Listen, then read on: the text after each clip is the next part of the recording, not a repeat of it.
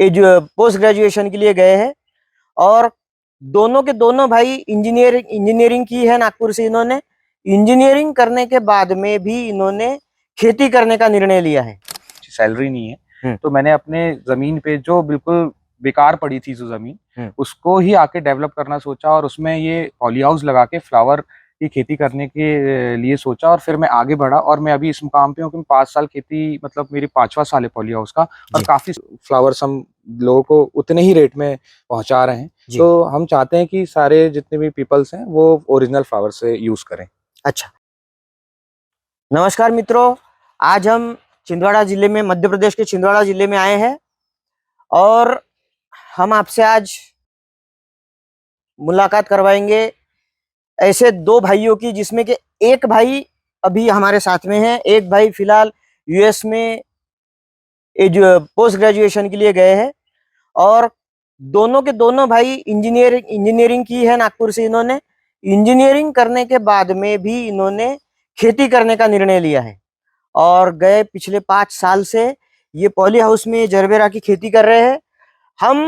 मुझे भी बहुत गर्व होता है कि ऐसे यंग जनरेशन से मिलके, तो हम इनसे जानना चाहेंगे कि इन्होंने ये डिसीजन लिया कि इंजीनियरिंग करने के बाद में नौकरी ना करते हुए खेती करने का इन्होंने जो डिसीजन लिया है, तो वो डिसीजन इनके लिए कितना सही साबित हुआ या सही हुआ है, गलत हुआ है, हम इनसे ये जानना चाहेंगे। बताइए सर।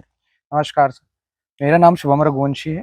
2018 में मेरी इंजीनियरिंग कंप्लीट हुई, जिसके बाद मैंने कई सारी चीज़ें को एक्सप्लोर किया।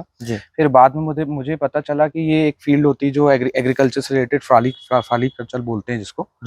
तो उसमें मैंने अपनी केस स्टडी किया और बहुत सारे लोगों से मिला, कई सारे पॉली हाउस भी घूमा। फिर मेरे को पता चला कि जो जॉब्स हैं काफ़ी मतलब वो हो गई हैं, अभी मतलब जॉब्स मिल नहीं रही हैं, इंजीनियरिंग की उतनी अच्छी सैलरी नहीं है। तो मैंने अपने ज़मीन पे जो बिल्कुल बेकार पड़ी थी जो जमीन उसको ही आके डेवलप करना सोचा और उसमें ये पॉली हाउस लगा के फ्लावर की खेती करने के लिए सोचा और फिर मैं आगे बढ़ा और मैं अभी इस मुकाम पे हूँ कि 5 साल खेती मतलब मेरी 5वां साल है पॉली हाउस का और काफी स्टेबिलिटी भी आ गई है और एक्सपीरियंस भी हो गया सर। तो काफी कूल काम चल रहा है, मतलब फ्लावर्स का लेके मार्केट से लेके अभी हमारे जो वर्कर्स हैं, और मैं खुद तो एक मतलब मैं एक बिजनेस भी कर रहा हूँ और मैं 5-6 लोगों को एम्प्लॉयमेंट भी दे रहा हूँ सर इसमें। Very good. अभी मुझे ये बात बताइए कि देखिए, अच्छा तो सभी लोग पूछेंगे, सभी लोग बताएंगे।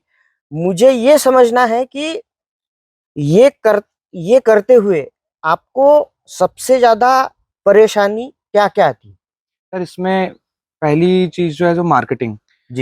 हम मार्केट जिस ऐसे पॉली हाउस तो अपन चला लेते हैं, लेकिन मार्केटिंग जिस लेवल पे मतलब करना रहता है तो मार्केटिंग में भी प्रॉब्लम आती है।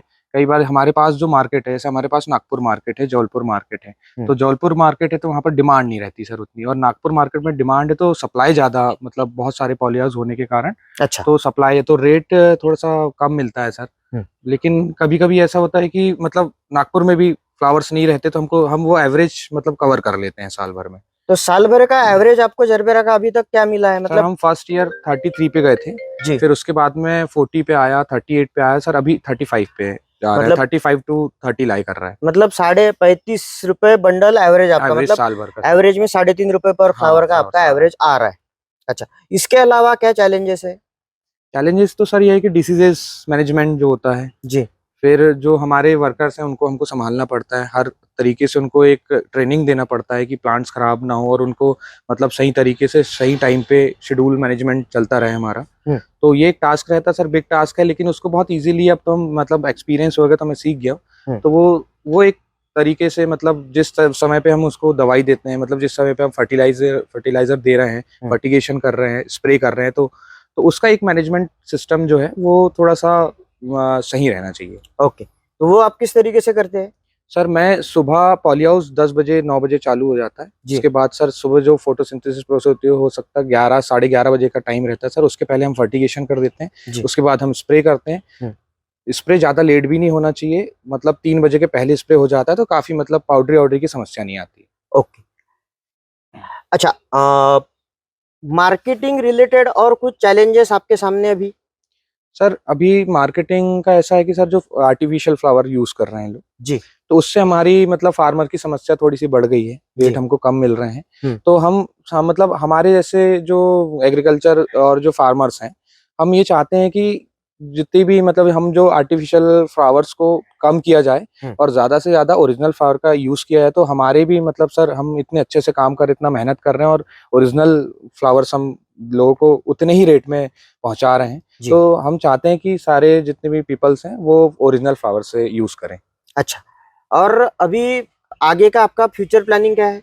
सर मैं तो इस फील्ड में अब तो मेरे को एक्सपीरियंस हो गया है, तो मैं डिफरेंट ऑफ फ्लावर मतलब ये तो फर्स्ट स्टेज है जरबेरा की, तो हम नेक्स्ट फ्लावर पे जाएंगे, हो सकता है जिप्सोफिला या ऑर्किड पे। ओके, तो दर्शकों जी, अपन ने अभी देखा है, हम लोगों ने अभी देखा कि अच्छे एजुकेटेड पढ़े लिखे टेक्निकल ग्रेजुएट्स लोग भी हाईटेक फार्मिंग में आके अच्छे तरीके से फ्लावर का प्रोडक्शन कर रहे फ्लावर का प्रोडक्शन कर रहे। क्वालिटी क्वांटिटी में कोई प्रॉब्लम नहीं है, कोई कमी नहीं है। वो अपना टाइम दे रहे, अपना डिवोशन दे रहे, सब करके सब अच्छा कर रहे हैं।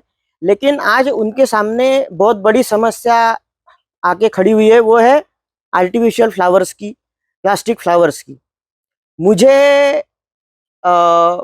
एक सब लोगों से एक नम्र निवेदन है कि आम किसान या कोई भी किसान हो जो अपनी पूरी इन्वेस्टमेंट लगा के, पैसे की, मेहनत की, मजदूरी की, सभी इन्वेस्टमेंट करके, इतना जब मेहनत करके वो उगा रहा है, तो उसके लिए उसके प्रॉफिट के लिए जितना हो सके उतना आर्टिफिशियल फ्लावर्स को आप बैन करें, या बैन करने के बजाय सामने वाला बोलेगा तो भी हमको सोचना है कि हमको उसको यूज करना है कि नहीं करना है।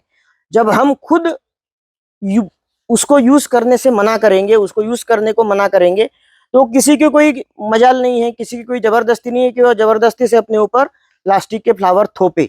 तो हमको जागरूक होना है, हमको किसानों के प्रति पॉजिटिव रवैया रखना है कि हमको किसानों को सपोर्ट के लिए प्लास्टिक फ्लावर को नहीं यूज करना है, हमको कसम खानी है। तो आपके भविष्य के लिए आपको हार्दिक शुभकामनाएं। धन्यवाद और इसी प्रकार से आप प्रगति करते रहेंगे। Thank you.